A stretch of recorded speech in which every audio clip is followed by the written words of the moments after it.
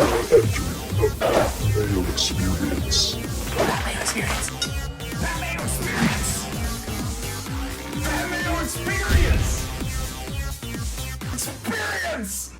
Welcome to the Pat Mayo Experience. Let's have a regular check-in today for some of our PGA favorites. We got Ben Rasa from Awesemo.com on the line. We got Rick Gehman from RickRunGood.com or DFSOnDemand.com. I can never remember. Rick, which one is it? Quickly.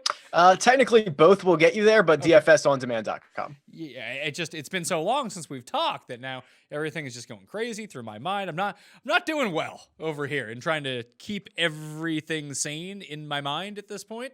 But I do want to let everyone know there's still DraftKings giveaways to be had. So if you want to get into a draw for $100 DK, and this applies to, Rick, I mean, the giveaway applies to my show, but for all podcasts out there, subscribe to them, download the episodes, leave a 5-star review on the Pat Mayo Experience audio podcast. Your DraftKings handle, something you enjoy about the Pat Mayo Experience podcast. You'll be in a draw for $100 DraftKings dollars. Those draws are not going away, but the lifeblood of the podcast industry, downloads down across the board. Turns out, when people are not commuting to work all the time, fewer podcast downloads actually happen. Fewer people are just listening to podcasts in general. So we need your help to keep those numbers up.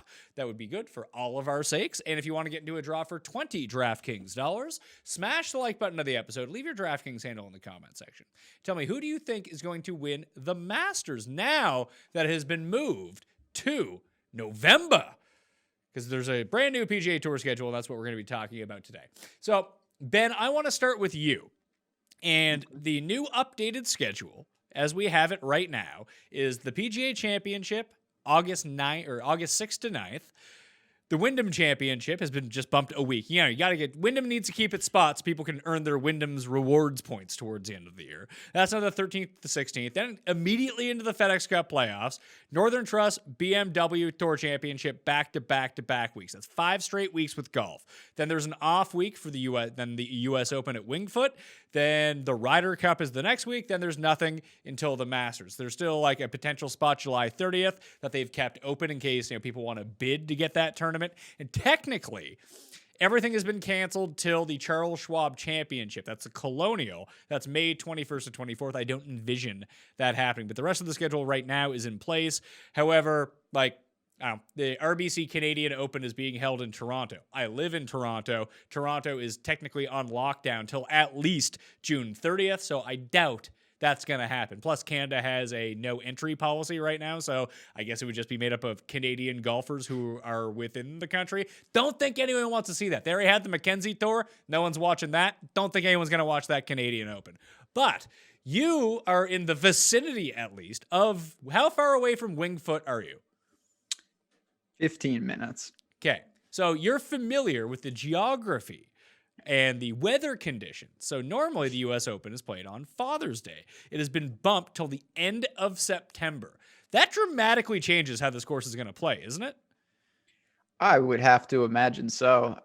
We're not getting into the depths of winter in New York. It's actually probably pretty good weather for the spectators, but I'd venture to say if you're in a morning tee time, probably gonna be pretty chilly out there. That's fall weather up here, of course. Good football weather. I'm just not sure how different it's going to play for the conditions, and U.S. Open's historically always really difficult. Will this make it even tougher on the players? That's something to explore.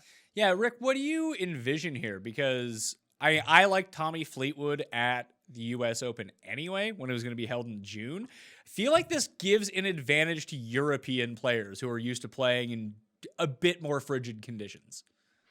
Yeah, for sure. I think that a lot of it's going to depend on how they set up the course, right? When you're playing it in June and it's firm and fast and you can stretch this thing out to the high 7,000s in yardage, that's one thing. If it's a little softer at Wingfoot in September, we might not see the course play as long in yardage, but it would still play fairly long just because of the softer conditions.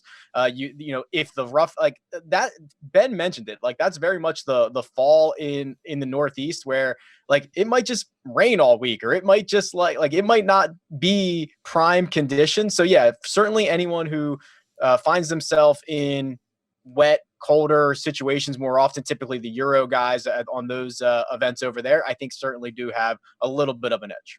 The other ones I would look at right now, I'm just kind of scanning the odds. Fleetwood's down to 28-1. He was at 33.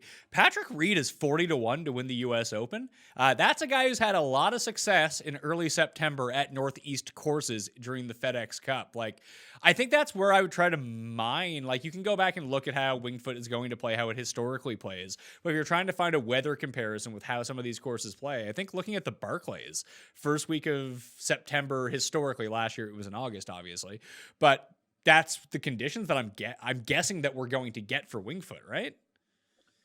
Probably. And yeah, but obviously Reed had a ton of success at Barclays. He doesn't mind really adverse conditions. He can scramble, kind of grind it out. He is someone that I think is a better fit for US Opens than people may think. It's going to be very interesting. I mean, there's a lot of variance in the weather in late September in New York. You could get, like Rick said, it could be pouring. It could be really hot still. Honestly, I mean, I guess it's possible it could snow. Who knows?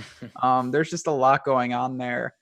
And then we just have to see, you know, the order of these things. How different are these guys? You know, the big end guys, they plan their whole schedule, their whole year. This is, you know, scrambling on the fly. I wonder exactly how that's going to shake out in terms of effectiveness of their play. Yeah, what do you see, Rick, in terms of how people manage this schedule? Because, you know, we've seen players take off the first leg of the FedEx Cup in the past, just be like, yeah, I want to have an off week, then we're going to play 2 in a row. Now it's been shortened to 3, and it's back-to-back weeks, but golf is going to go Major, Wyndham, and the Wyndham Championship, if there's ever like a winner of all of this, is going to be the big one. So let's say the season just starts at the PGA Championship. We don't have any PGA Tour golf until then, and even then, I'm still skeptical this is going to happen. But there are going to be so many people fighting to get into the FedEx Cup playoffs, like real names that are outside the bubble right now. And you could look at it one way and say, you know what? If I'm not in, I'm not in. I'll just take the month off. I don't need to go outside. I don't need to do whatever. But other people are going to say, like, there's like $20 million on the line here. I might just want to play the Wyndham come third to make sure I get some guaranteed money and have a shot at winning, you know, enough money that I never have to do anything the rest of my life ever again. So I think the Wyndham actually benefits the most from all of this. Yeah, it's so interesting because the PGA Tour schedule now, especially with the fall segment of it, it's very much a marathon. And a lot of the big name players, you know, they don't get started until January, or Torrey Pines, or even the Florida Swing, and now that's all wiped out. So like you could be looking at, if everything stays the same with kind of how they distribute the points, you know, Sebastian Munoz like heading into the Tour Championship in like the 4 slot, like it's going to be kind of crazy. So I do think we're going to see an absolute sprint to the finish line, and it doesn't necessarily bode well for the guys that want to take weeks off, specifically Tiger Woods. Like there is a lot of golf to be played coming down the stretch into the playoffs, going into the US Open. And then if you're on a Ryder Cup team, it's like you're going to be playing golf nonstop in the fall, assuming this schedule stays the same way. So yeah, it's going to be nuts. There's going to be a lot of FedEx Cup points to go up for grabs in just a few events. Yeah, if I'm Tiger, he doesn't normally play back-to-back weeks anyway. So fortunately, the Masters has been pushed into November, so he's going to have a significant amount of time off. I could see him bailing out of the Ryder Cup, to tell you the truth.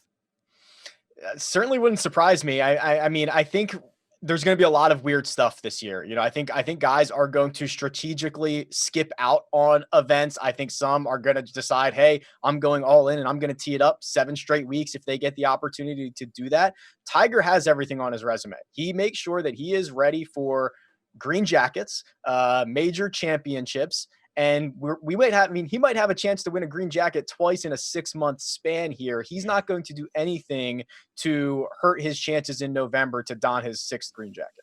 And Tiger is firmly established in the FedEx Cup playoffs. He won the Zozo, so he's currently 28th in the FedEx Cup standings. There's no conceivable way that he could drop out. So, Ben, I would expect him to at least take the first week of it off. Or maybe he plays the first week, skips the second week, then goes to the Tour Championship. I am not quite sure how that's going to look. No, but I think that's a pretty reasonable guess. And like Rick said, honestly, Rick, again, mega sharp strategy. He drafts all the guys who dominated the swing season in our year-long draft. I was gaining steam. Now none of my guys get to play. Munoz and co are just chilling. It's really going to be atypical. You're going to see a lot of wonky standings and a lot of just different names in different places this year. It's just a product of the situation. How are we going to deal with that? Because we have one and done pools. We have our draft. I'm sure we can just push our draft into the next year or just pay it out and redraft, whatever. But like for one and done pools, there's like significant money on the line in these, and we're not going to have a whole lot of events. Like the rules were not written for a pandemic outbreak. So, you know, if you're in like first or second right now and you have a good chance of like winning the overall prize, I can see you being furious if the rules get changed. But there needs to be some give and take with this, I would think.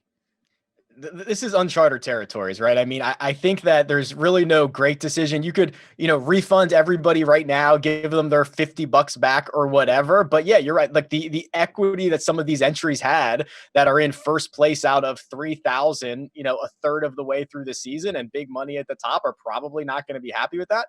The guys who are in dead last who forgot to put picks in, 4 weeks in a row are probably going to be thrilled with that, but you're not going to be able to make everybody happy. It's even more complicated if you've kind of already paid out some segments, depending on how your pool is set up. So yeah, I don't know. I'm lucky enough to not have to make a lot of those decisions, but I encourage everyone out there to be nice to your friendly commissioners and pool managers and stuff like that, because this is a really awkward situation to be in.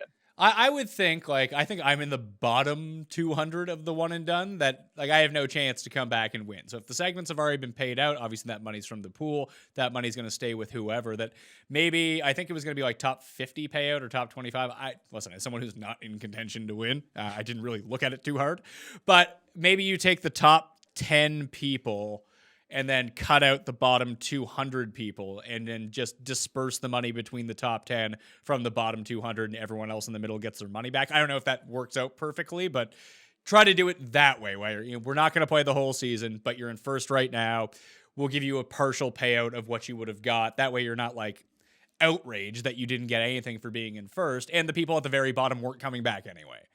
Maybe that's a decent compromise. I don't know. Maybe people are furious with that idea too. Well, I think it'll end up being like the college football playoffs where, if you let 8 teams in, teams 9 and 10 are upset. If you get 16 in, 17 and 18 are upset. I think you'll have a lot of that. But yeah, I mean, I would do what I think is reasonable, what I think is right. Try to give a little bit of equity to some of those guys who were having good seasons. But yeah, it's a mess. Yeah, and I would venture a guess, like if you're in first place now, and you do get your partial payout or however that ends up working, just remember that go back and look historically of the guys that were first place in the one and done on like the second week of March. None of those guys win.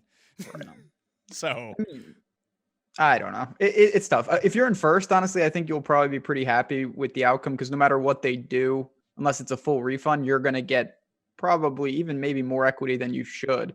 It's the people that Rick talked about. When you're on the buffer, like if you're lurking right in position, there's a real chance you just get your money back. That kind of sucks. But listen, it's a product of a pandemic. Who reasonably had this on their bingo card. So I don't know what to say. It's just one of the many things that people have to deal with right now. Yeah, there'll have to be some sort of compromise. I feel like this is way down on people's list of what to worry about at the moment.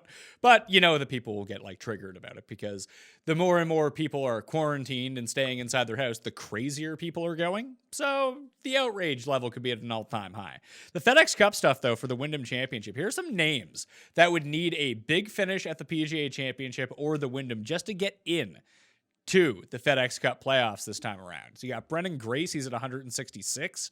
Francesco's at 169. He's at 170. CT Pan, Sergio, Danny Willett, Kevin Chappell, Jason Duffner. And then we got some real names. Stenson, who's won at the Wyndham Championship before.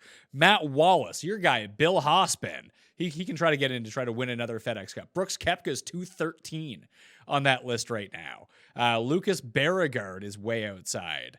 There's some other huge names down here too. There's some names that aren't even being accounted for because they have 0 FedEx Cup points so far. That you like I said, the Wyndham might see Brooks Koepka go just so we can try to get himself in if he doesn't win the PGA Championship. Or he might not. Or he might. So not how does care. it work? I guess I should probably know this, but what are they doing with PGA Tour cards? I have zero idea.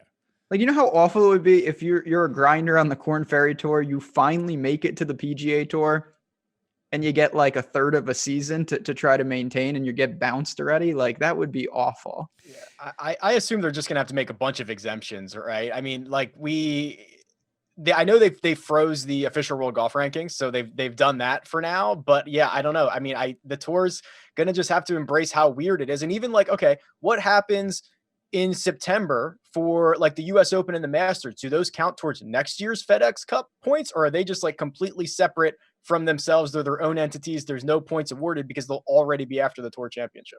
That's interesting. I didn't even consider that, because looking at the schedule, it does seem like as of right now, most of the fall swing tournaments are still in place to the best that they can be in their regular slot. So I don't know how like Houston or the Greenbrier is going to deal with this. We'll see.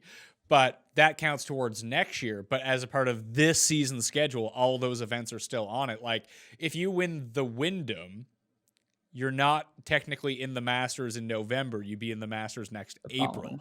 So like you could win the PGA Championship theoretically and not qualify for this year's Masters.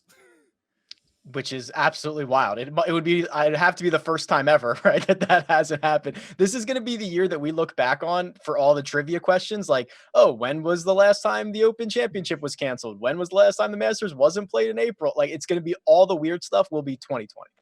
At least 2020 is a really easy one to remember. Like if it was 2026 or like 2014, I feel like that wouldn't stick out as much in people's minds, but 2020, it's an easy one.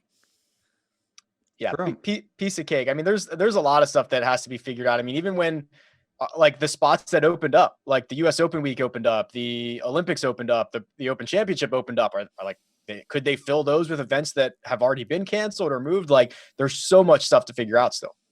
And like, Ben, what are the chances you think that golf will actually start with the PGA Championship in the first week of August? Do you think that actually happens?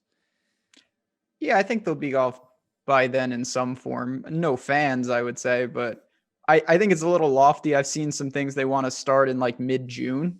I don't know if that's feasible. I'm not going to lie. What do I know? Listen, everyone else, just check your Twitter feed, is a coronavirus expert.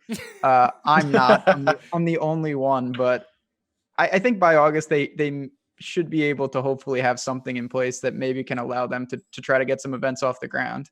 Like I mentioned, Rick, like the Charles Schwab Challenge, May 21st, is still technically not canceled yet. No. So it's been canceled through the Byron Nelson, which is the week before, and then you have that. Do you think that happens? Because I do not. I do not think the Charles Schwab Challenge in mid-May is happening, although I do believe, and I'm certainly, to Ben's point, no expert in any of this whatsoever, but I do think that mid-June date, they're targeting to play PGA Tour golf. It's the date that was recently vacated from the U.S. Open. And the way that I kind of wrap my head around this is, like, the PGA Tour didn't really want to stop playing anyway. You know, they were kind of the last one to get into. I mean, we played the first round of the Players. We were letting fans in until noon that day, knowing that there were going to be no fans on Friday. Like, the PGA Tour was very late to call this whole thing off. I think they want to put themselves in a position to make a case as an outdoor sport with no fans, that we can come back early, that we can come back sooner than a lot of other leagues. So I think they're going to push it. Now, whether that is right or wrong, or a good idea or a bad idea, we'll leave that to the experts. But I think the PGA is putting themselves in a position to be one of the first sports back.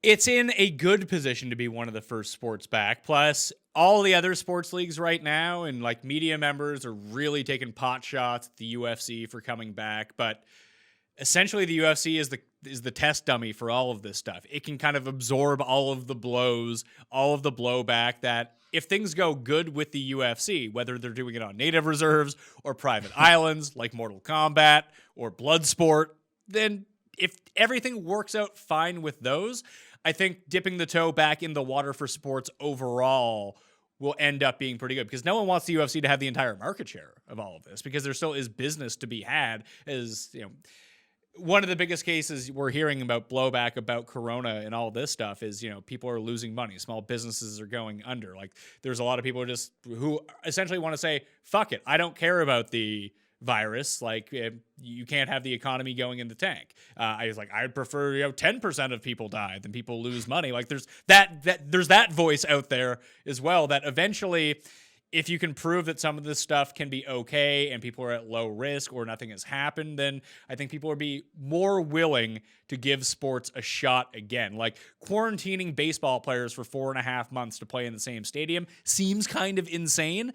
Golf, like you mentioned, outside, you don't need a ton of people there. Even if you broke everyone from threesomes into twosomes, then you go from 6 people down to 4 people. Or you could even do the thing that they do at the beginning of the season where, Torrey Pines is played on the North and South course. Like with TPC Harding Park for the PGA Championship, I know they won't do this, but Olympia Fields is across the street. Just break up the players into the 2 rounds. You play rounds 1 and 3 at one of the courses, rounds 2 and 4 at one of the other courses. You break up half of the field. That way you're not overpopulating all the clubhouses. Because I think that would be the hardest part about golf is that if you run a 144-man field or a 156-man field, it's not the on-the-course stuff that becomes the problem. If you want to keep people out of congested spaces, the clubhouse would be the worst part, I would think.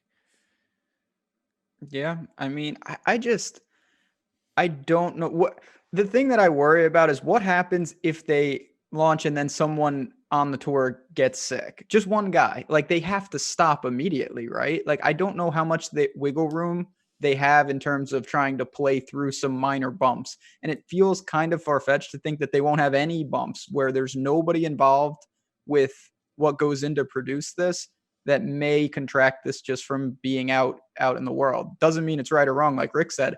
I just worry about the aspect of what happens if on the second event, one guy in the field withdraws because he's sick. Then it's a complete shutdown. You'd have to think it's a complete shutdown all again. So the only ways to really circumvent that, or at least to the best of their abilities, would be to test everyone. Have a test that doesn't take forever to do. You have to test everyone every day, and you have to seclude the players all from each other. Like that would be the only way to really go about it.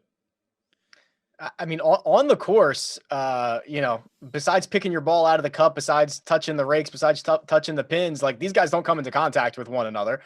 You're right. The clubhouse is the issue, which I suppose you could construct some makeshift. I mean, you're not going to be putting up grandstands because there's no way. First of all, whenever this comes back, there's like no way there's going to be fans there, in my opinion. So you might as well use where you would have put the grandstands and all that infrastructure and put up some extra clubhouses to get these guys away from each other. But yeah, it's really interesting. And I do think, and Rory mentioned this, and Rory kind of put a lot of the pressure on when the PGA Tour shut down. Is he said, if one person tests positive for this, like we're all going home.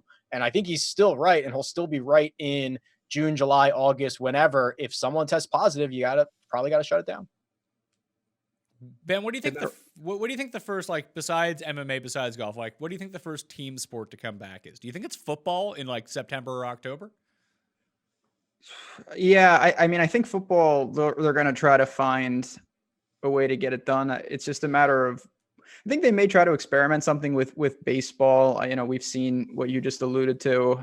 There's some time between now and then. I think football will get off the ground in some capacity. It's going to be it seems a long time until we have fans.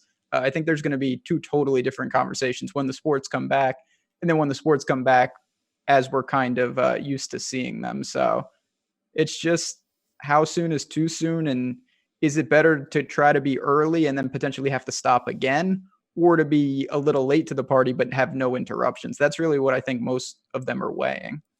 I think that holding the Ryder Cup at the end of September is probably the craziest thing on this entire schedule, Rick.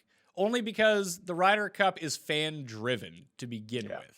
Like, does anyone really want to see a Ryder Cup without fans there? Not really. It's an exhibition event, for one thing, that requires people from all around the world to convene onto the same spot. Like, that just seems like a bad idea through and through.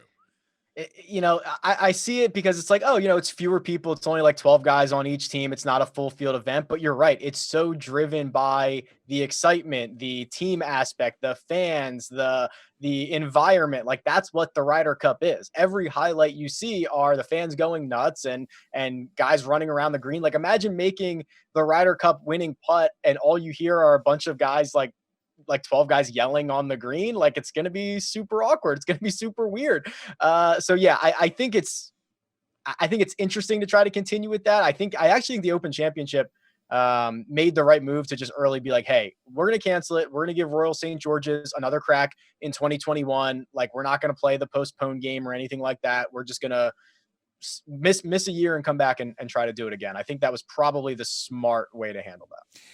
Yeah, especially because if the PGA announces that they're going to run all these tournaments out from August all the way through November, like when does the Open Championship even jump in and say, oh no, we're going to go, like, I guess October would be the only time they could have went to give themselves enough buffer time. But even then, like, we don't know what the travel situation is going to be 2 months from now, let alone 6 months from now. That can you even get into these countries? Can you leave these countries into another one? Like, I don't want to say I'm dubious, but as it stands right now, it doesn't seem very likely.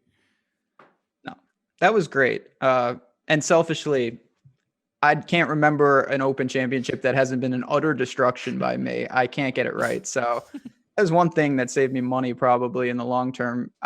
It's just, I think they have to be reasonable, but also not ridiculous. Like, just to think it's all systems go in June seems to me pretty crazy. Could it happen and nothing goes wrong? Maybe, I guess. But man, that is a lot of risk, because if it stops again, I don't know what you do. Like, then you can't be starting and stopping like week after week. That seems like the worst thing that could happen. Yeah, and like I said, the UFC is going to be a decent test case for this to see what ends up happening. And there's even fewer people involved in the UFC. Now, they are going, like, they're fighting each other, so they're going in contact with one another. But it's much easier to seclude each of the fighters and their one team member, I guess, that can accompany them to the octagon and keep them away from each other. When we're talking about a football team of 53 players, plus coaches, plus training staff, everything like that, playing each other every single week, it's a lot of people. On the PGA Tour, they're more spread out, but it's still a lot of people that people might get a false green light from the UFC. The PGA think, hey, this is fine, we can go do it. And like you said, if anything happens, it's a PR nightmare for them. Like, there's no real PR nightmare for the UFC. Like, it's the UFC. Like, it's kind of expected that they would do this, wouldn't they? Yeah, I mean, I don't know much about the UFC. Private Island, that seems right in their wheelhouse. It is way less, the floor for them of, even if it goes wrong, it's like people, oh, that was stupid. If the PGA does that and then the same results happen in terms of it not going well, the blowback is going to be immense. So it's just a different situation. I know they want to get back as soon as it's going, and we've got the outlaw golf going on or whatever that is right now.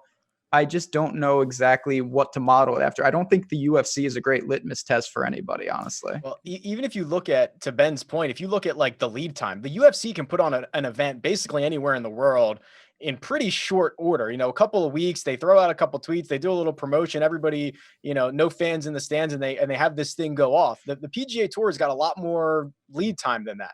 Now, obviously, without the fans, you probably don't need to put up grandstands or anything like that, and you need to have a lot less marshals and volunteers and things like that. But these events need weeks and weeks and weeks of time to set up. So if you're pausing and starting and pausing and starting every other week trying to figure this out, it's just a logistical nightmare. They'd lose so much money, they'd lose so much time. It's almost hard to wrap your head around.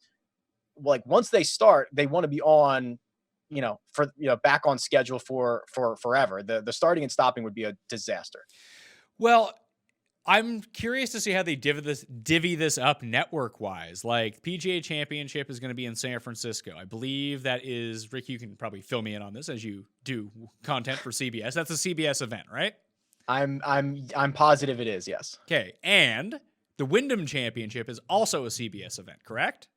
That sounds correct, yes. So you have 1 week the CBS team in production is in San Francisco. The next week that they're in North Carolina. That seems relatively problematic for getting your people across the country, for one thing. Maybe you just use 2 separate crews. And then you have the Northern Trust, BMW, and Tour Championship. I believe those are all NBC back to back to back. So this year Northern Trust is CBS, and then BMW and Tour Championship are NBC. All right, so you go CBS. I don't know if they're going to change this up a little bit, but you go from San Francisco to North Carolina and the Northern Trust is in Boston this time around. Like, you're just going all over the country in 3 consecutive weeks. In a normal week, the logistics on that are pretty difficult. But I'd imagine now with and I guess we don't know what the timing is going to be with like restricted travel and things like that. But if you're driving some of that equipment to places, like you're not going to get there. We might see that bare bones setup that we've kind of been calling for, to put stationary cameras on every tee, on every green, and just run it through the stream. Like, hey, now's the time to try that out. Let's not fly or truck 200 people in and all the equipment. It might not be great for the actual broadcast of it, but hey, it's just like everyone's working from home now, and a lot of companies are like, oh wow, like we could have done 95% of our work from home. Maybe a little bare bones skeleton staff from some of these broadcasting networks might show that they can pull off some of this stuff. Yeah, and you definitely have time to test some of this stuff out in the following 4 months or so to see how well you can get the stream to work, if you can use robo-cams to cut down on the number of people that actually need to be there. And I don't think that people are going to complain about a lower quality of broadcast if this is the only thing going on. So no shot tracker? Is that like, what good is golf if you can't sweat your egregious guys, honestly? Imagine the volunteer. We would need less volunteers, but they'd have to be good for shot tracker out there. It's all about shot tracker. Well, I saw that DraftKings opened up DraftKings contest for the Outlaw Tour. Rick, I know we were talking about it before we came on air, but the first thing I saw, people were complaining that there's no shot tracker on the Outlaw Tour. It's like, really? Shocker. And not only is there no shot tracker, I'm pretty sure they only update the stats after each 9. So you get like the score that may or may not be correct through 9 holes, and then you get another score that will need to be, made official later after everybody finishes 18. It's like hilariously awesome. I saw one where Alex Checa claimed he shot 3 under and got to 10 under, but the official scoreboard had him at 2 under and -9. Like, I legit don't know who to believe on this. No. And there was another, if you go to look at their stats on their website too, it's like, one guy will have the same stat in there 3 separate times, right? His scoring average is 68.5. His scoring average is 70.1. It's like, no, it's speaking of lawlessness that Ben mentioned earlier, this is the Outlaw Tour, and they're just making up rules as they go along. Ben, how do you cap this stuff properly? How do I submit DraftKings lineups with any degree of confidence? Maybe I just don't, because I have a high degree of confidence in my lineups normally, and they're all fucking trash. So maybe this is the one I should be playing. Yeah, I mean, so I can't play in New York, so that's just annoying. I tried to play. And Rick, maybe I did a little research, and like I could find out maybe where some of these guys went to college. That's about it. Like, I don't know what is going on there. It's an actual create a player field, and then there's Chetka. I think there's one other guy that I've like allegedly heard of, but that might have been not even true. So this is like, you're playing with people, you're almost flying blind in all aspects. Obviously, you can look at the Vegas odds. I'm assuming that's how they got the pricing in general. But other than that, I don't know what else to really say about Outlaw Golf. We've done some projections over at Awesemo, but I think they're very correlated to the Vegas odds. That's your best starting point. I think this is where, if you're a mini tour master or just know a lot about even half the players in the field, know something about the course, like the guy who is, as we film this, is the gigantic favorite to win on the Outlaw Tour, is just he's like eagling he's essentially Colin Morikawa. Par 5, eagle, like put it in the bank. That if I had known this guy's like a bomber who like might get lucky putting, maybe I would have been inclined to take him. I don't know. There's also a situation where like, I don't know, a large percentage of the field has only played in like 1 or 2, maybe other events. So you can't even look at like what their other results are or anything like that. And then, yeah, Checo was posting stuff on Instagram, and the course looked like, honestly, kind of like a little dog track over there. It is outlaw golf at its finest for sure. Yeah. So if I actually knew who these people were, that would be a big help. Or maybe not. Like I said, maybe it's just best to throw caution to the wind and go into this. I want to talk about the Masters just moving from April to November, at least tentatively. That's the plan, at least. At the end of the FedEx Cup, we're going to get, like you mentioned, like you have your Munozes and all these other guys. You're going to see some weird guys qualify for the Masters in 2021 in April, because the FedEx Cup, like the top 30, all get into the field for the following year. I saw 4 guys got into this year's Masters at the very end. It was like McDowell, Scotty Scheffler, I want to say like Morikawa and someone. Did you guys see this? I saw that. I don't remember the fourth. I know McDowell was like 49. He was like the second to last guy in or something like that. But I saw they did add a few. I can probably research this pretty quickly. And then they locked the field in. So I'm like pretty sure it is set for November right now. It's set for November. That doesn't guarantee that it's gonna happen. Right. Oh, for sure. Okay, here's the worst take. Do you see all the Augusta traditionalists that are triggered that this is playing in November and that it's not in April with the azaleas blooming down Magnolia Lane and Bobby Jones never played it in November? Like, that's the worst take. Yeah, they should be annexed. Just don't need them. That sounds like a pretty, like, if I was going to play like Tim Andercust Mad Libs outrage, that sounds like it would be definitely one of them. Yeah, for sure. It's the Masters is so traditional. It's always the same weather. It's always the same time. How are we going to do it in November? We should just cancel it. Yeah, that's not good. Not fun. So 96 players have been invited to play in the Masters. That's up from 87 last year. The last four in the field: Morikawa, Scheffler, Graham McDowell, and our guy Christian Bezineault. Okay, so he's in. So we talked a little bit about the U.S. Open, how moving it from June to September, there's the potential for it being a bit colder, but it's still September. It should be warm. The average temperature from the second week of April to the second week of November in Georgia, it's not like frigid in Georgia, but the lows could be really low. Like, we've seen cold temperatures in April at Augusta in the past. It's rare, and it wouldn't have played that way as it turned out this week. Like, the average temperature, I don't know what it is in Fahrenheit, but it'd be like 23 degrees Celsius. And it looks like the average temperature in November for that week is like 15 degrees Celsius as sort of a median. Now, you can go way colder than that. Like, I would think, if I talk about how the U.S. Open could lean towards Euros a little bit, I'd have to think like it could be exceptionally cold in November in Georgia. It could be unseasonably warm in Georgia as well. I don't know, but I think you'd have to bake in whatever the median is. Like, that really works to the disadvantage of Tiger, I would think. Oh yeah, him in particular. With everything though, and I'm hopeful, we'll get the band back together if this does in fact happen when we get closer. The one thing everybody, I can tell you right now, I know we're filming this many, many months beforehand.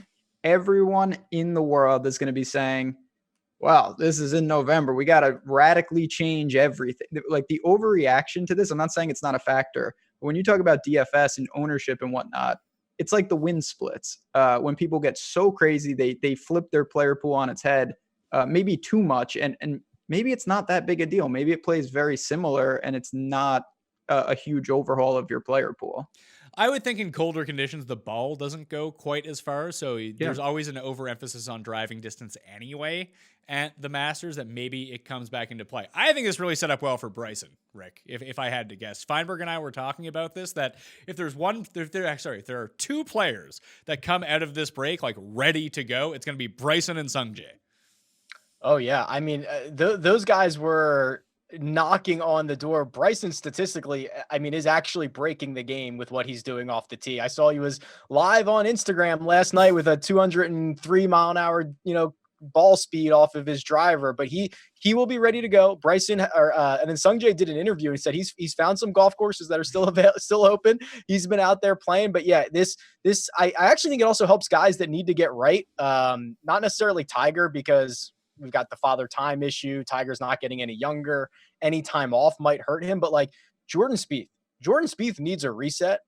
This might be the reset that he needs, just some time off. Or Brooks Koepka, who's going through, still coming back from the knee thing. Like, guys that historically are playing better than they are recently. I think this, hate to say there's winners out of this, but I think it helps them. Yeah, anyone who needs to substantially recover from an injury, this gives you a forced time off, which you probably actually need. The problem I have with Tiger, I would say you can throw Jason Day into this bucket, is that back injuries, cold weather do not go well together. I just think for those guys, it's almost week by week. Like, however they wake up, if they can't get loose in a week, which happens, you can't get the back loose, like, you're in trouble. So for them, it almost doesn't matter when it is. It's just kind of, I don't want to say luck of the draw, how they feel when they wake up, but that's kind of a lot of it with back injuries. Yeah. How would you take, would you Ben, like if you look at like the Lontos of the world, or even guys that came in super hot, whether it be Bryson or Sungjae, it just feels like Bryson will have his entire game figured out. Like his irons have been piss poor and he's still playing well. And all of his career wins, except for the one in Saudi Arabia, have come like after May, like into June and the rest of the season, that he's good this time of year. You got to watch out for that. Fleetwood too. Like Fleetwood's good at the end of the year. Bryson, yeah, I mean, he was, I know, I believe, Rick, you liked him a ton at the Players. He was really just dominating off the tee. You know, if there's one guy, I don't want to try to read too much into what guys are doing. You know, Bryson is not just sitting around doing nothing. Like he's always in the lab, for lack of a better term, doing things. The guy that I'll throw out there to add to your list is Justin Rose.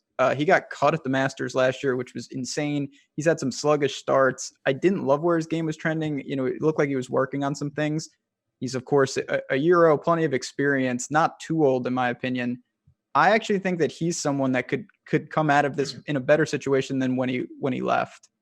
That's actually a good one, Ben, because he also dropped Hanma clubs like the Exactly. week before the Players, right? So if he's back to those tailor-made sticks, or he's going to figure out a new manufacturer or whatever, he now has time to figure that out and work through it. It is actually pretty interesting that the timing of how he was dropping those clubs. Well, I'm already in on Bryson at 50-1 to win the Masters, and that bet is carrying through. So the only bets that have been refunded by the books are the British Open bets, because those have been officially canceled. And I'm glad they're not canceling the rest of them, because the reason I took the futures on these guys, because I didn't expect their odds to be at the same place. Like currently Bryson is 25-1 to win the Masters. You got him at 50. I don't want that canceled. I have Justin Thomas 20-1 to win the Masters. He's 12-1 to win the Masters right now. Justin Rose, 45-1 to win the Masters. I think I might bet that like as we speak.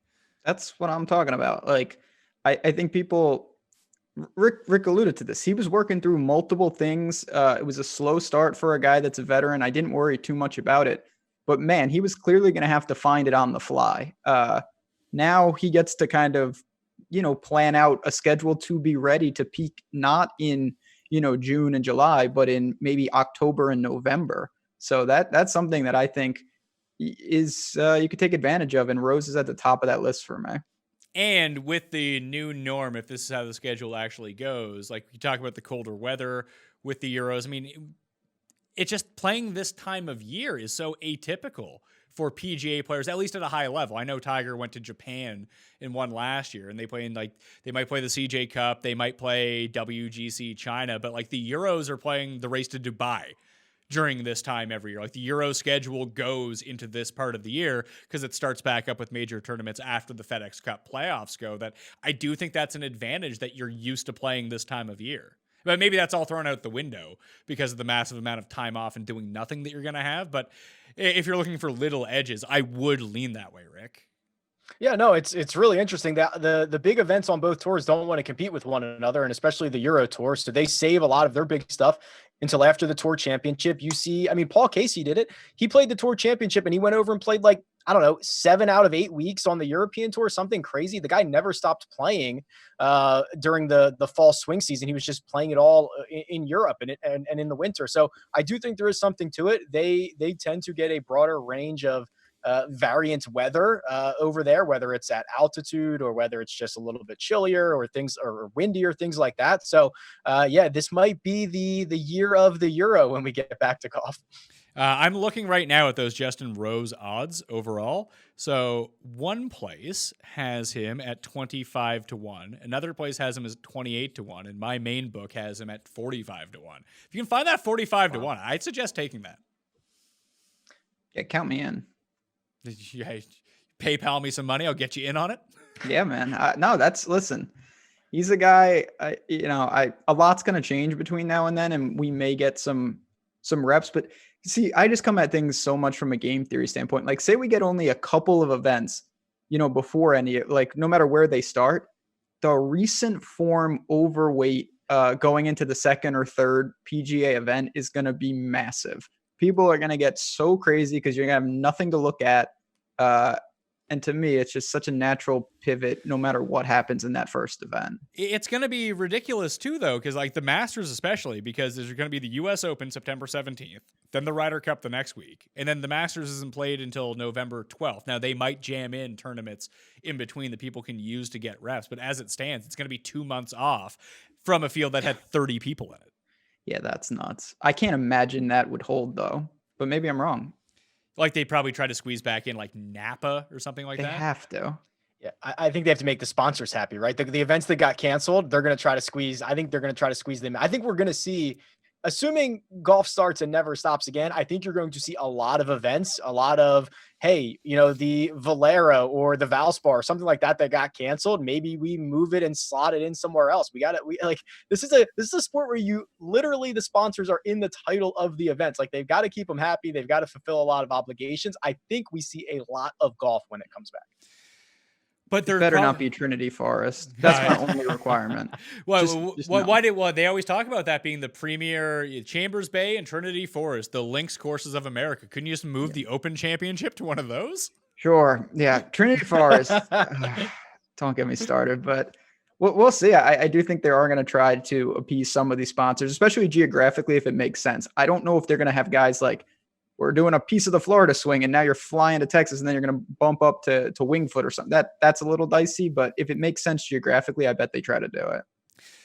So in the meantime, we've given out our one bet. I might bet Patrick Reed at the US Open too, at 40-1 or 45-1, wherever the hell he was. I'll shop for a good number on that. But Rose, 45-1. I'm in on that.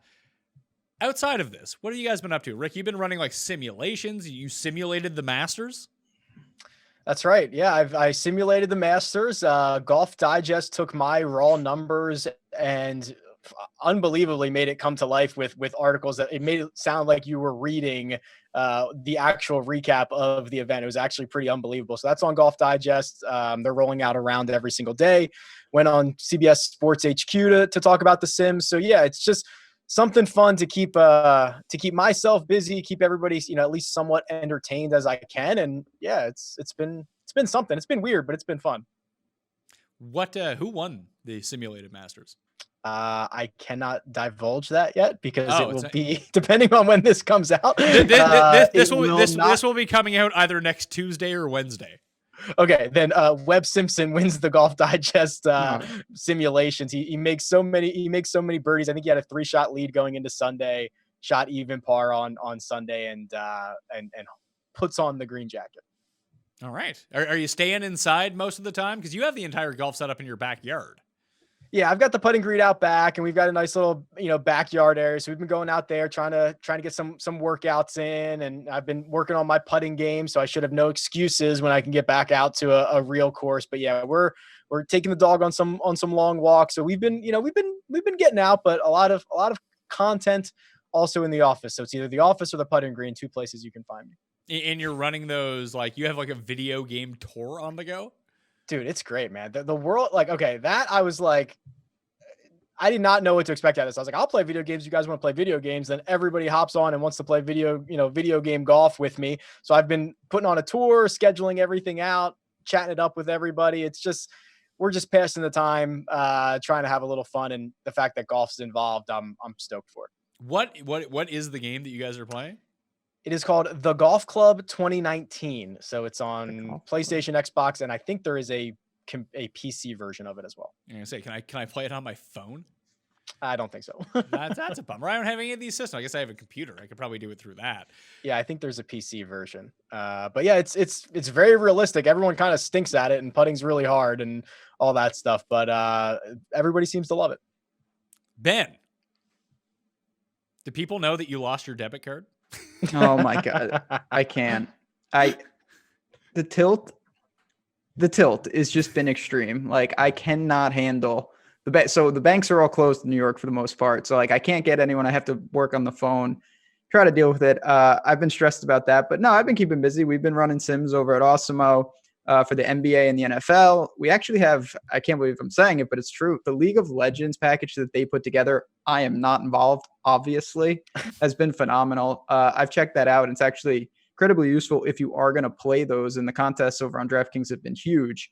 So doing that, personally, I've been playing a lot of poker, which is not a huge surprise. I came from the poker world.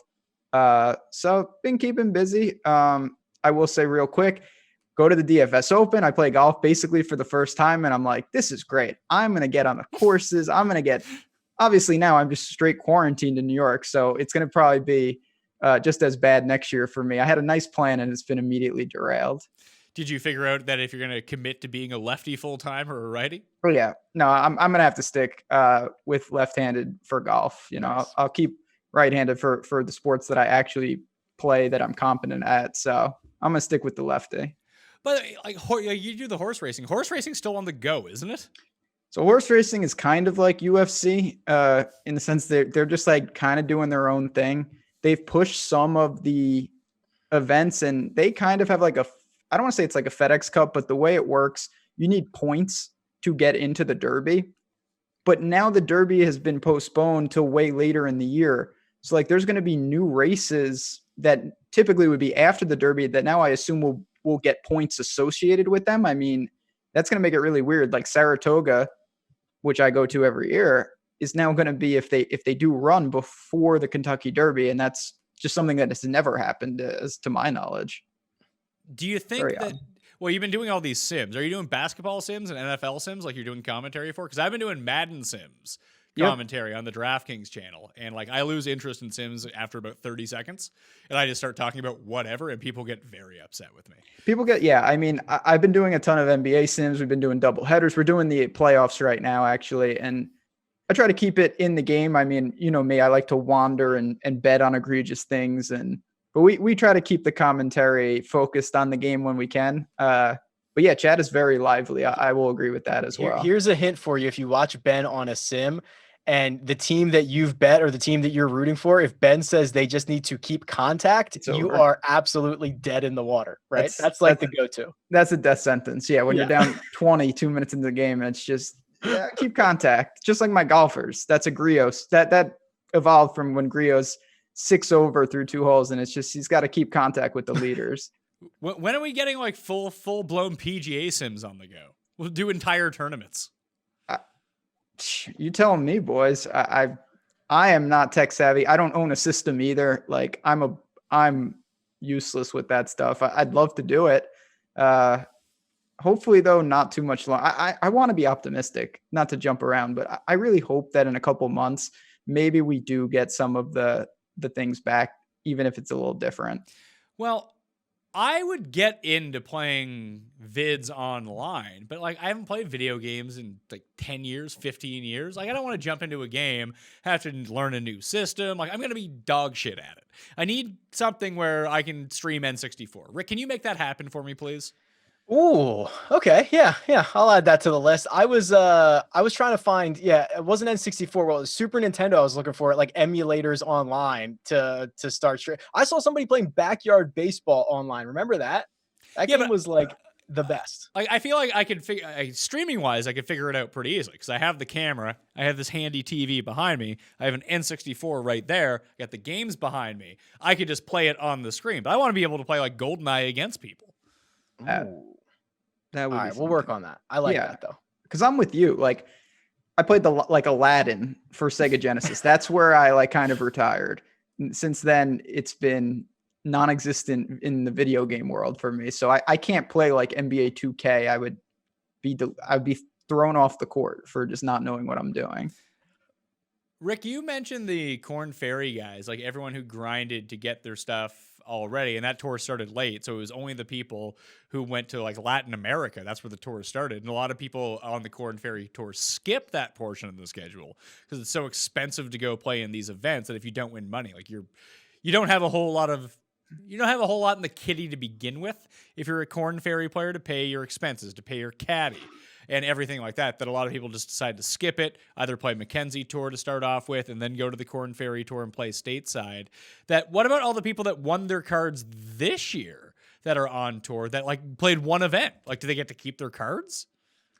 Yeah, I don't know. I think that I don't know how flexible the PGA Tour is going to be on this. I hope it's very flexible and they just put in some, hey, this is a rules exemption for this year because things are crazy. And if you had your card for this year, you're going to be able to keep it for next year. I don't know what other logistical nightmares that would create later down the road when you've got 300 guys that want to play every single tournament and you've got the the alternate list and you've got to go based on the merit list.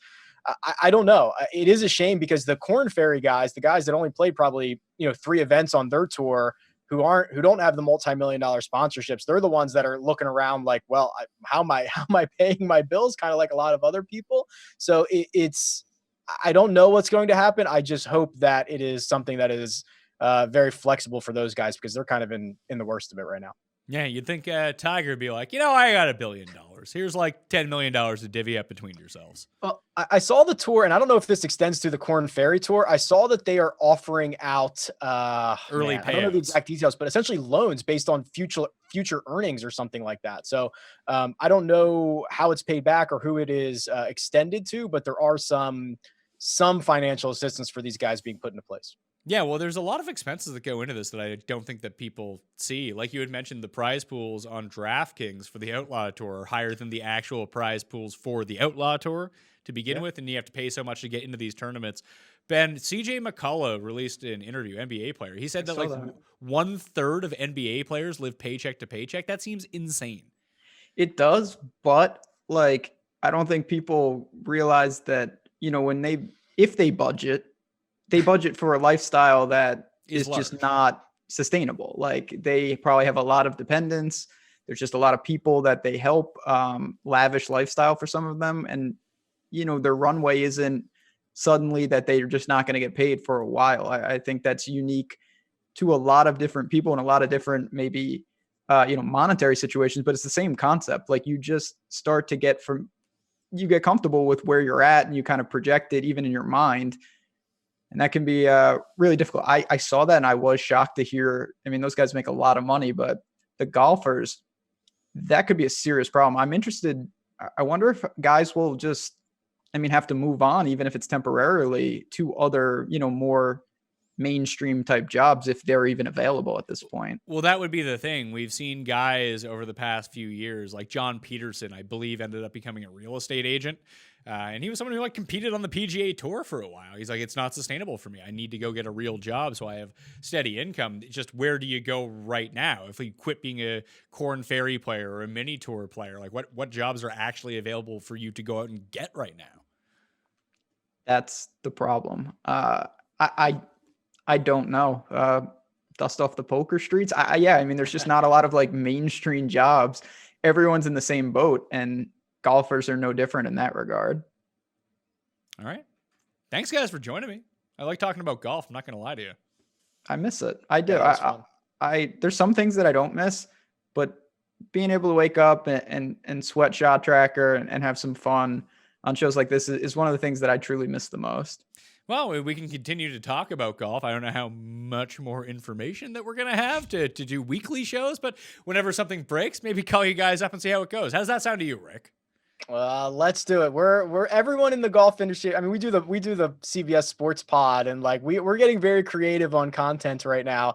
But we're still finding a way to talk about golf, having fun. So I'm sure we can figure something to talk about. Yeah, as it pertains to sports on the Pat Mayo Experience, we're going to have anytime something new comes up, we're going to talk about it. I'm going to have a ton of NFL draft stuff, assuming that's going to go. There's going to be a full UFC. We already have a first look breakdown show. There's going to be an actual pick show. So anytime that stuff happens, we'll talk about it. Other than that, I think I'm just going to steer clear. The sports stuff can go out of date so quickly that how many times can we rank, who the best number 39 was over the past 80 years in baseball? Eventually you just don't want to pay attention to this shit anymore. It's true. What's there to say? We've tried to be creative too.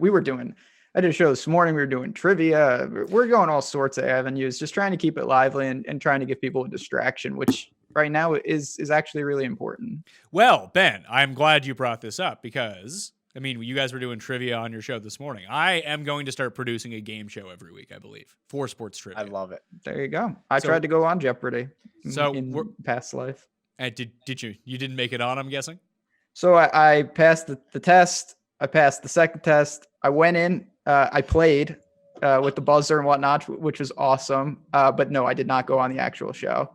So how is the buzzer I would feel like everyone who's on the show doesn't necessarily there's obviously people who are way above and maybe people that are a bit lesser than, but the big differentiator would be how good you are with the buzzer.